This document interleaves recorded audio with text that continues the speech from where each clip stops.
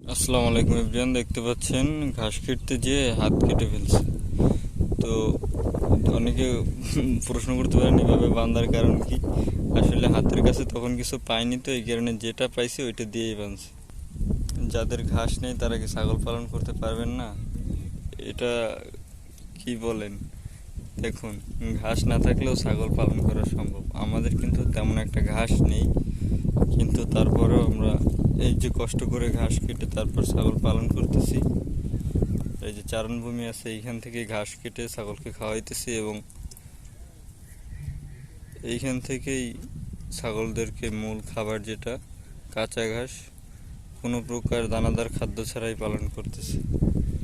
আপনাদের শুধু পরিচর্যা করতে হবে এবং আপনাদের যদি জায়গা থাকে তাহলেই কিন্তু ছাগল পালন করতে পারবেন।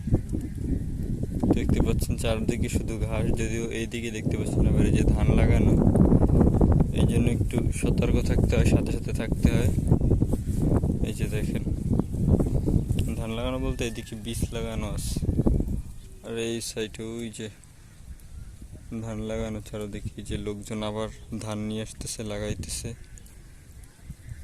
আর এইদিকে আমি ছাগলকে খাবার খাওয়াইতেছি। আমার পায়ের অবস্থা দেখেন, কাদাতে একদম ভরা, চারিদিকে কাদা পানি। এইগুলো পাড়াইয়ে তারপরে ছাগলকে খাবার খাওয়াইতে হয়। এইদিকেও অনেক খাবার আছে ছাগলের, কাঁচা ঘাস বলেন, ডালপালা, লতা পাতা বলেন, অনেক খাবার আছে। আমাদের বাড়িটা একদম আলাদা হয় সবার থেকে, এই জন্য আমরা ছাগল পালন করতে পারতেছি খুবই আরামে, বেশি একটা সমস্যা হইতেছে না ইনশাল্লাহ।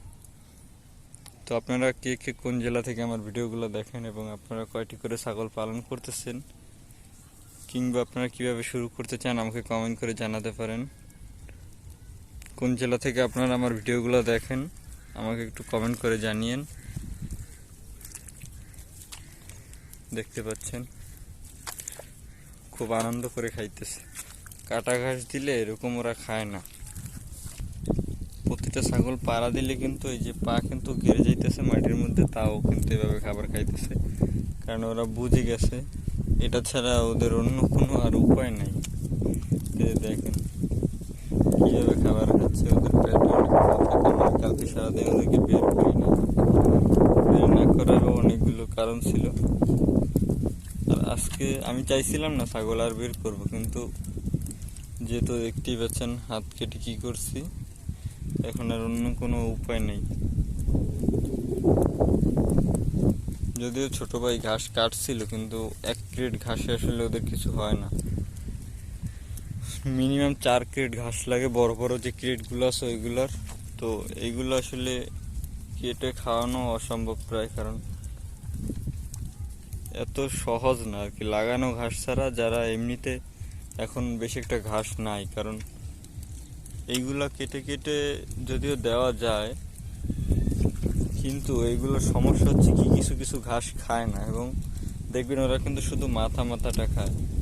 তো দেখা যেতেছে যদি গোড়া সহ কাটা হয় তাইলে আর ওরা ওই ঘাসগুলা খাইব না, কারণ গোড়া থাকে ভিজা। এবং দেখবেন গোড়ার যে পাতাগুলা, ওই পাতাগুলা এই যে এইসব যে পাতাগুলো আপনারা দেখেন, এই যে এরকম যে পাতাগুলো আছে, এগুলো আর কি পচে গেছে পানির কারণে। এগুলো তো পানি উঠে তলায় যায়, যার জন্য পানি উঠে যেগুলো পচে গেছে ওইগুলো যদি কাটি তাহলে ঘাস থেকে ওরা একটা গন্ধ পায়, এই জন্য ওরা ওই ঘাসগুলো খেতে চান। এই জন্য আর কি কাটা ঘাস খাওয়াইলেও অনেক সমস্যা আছে। আর দেখতে পাচ্ছেন চারদিকে শুধু পাড়া দিলে ডাবতেছে, কারণ এগুলো চওয়া ক্ষেত।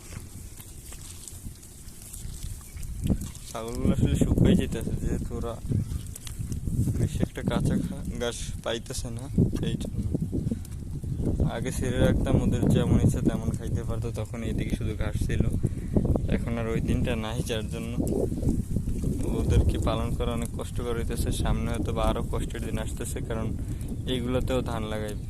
সকলে ভালো থাকবেন। আসসালামু আলাইকুম রহমতুল্লাহি ওয়া বারাকাতুহু।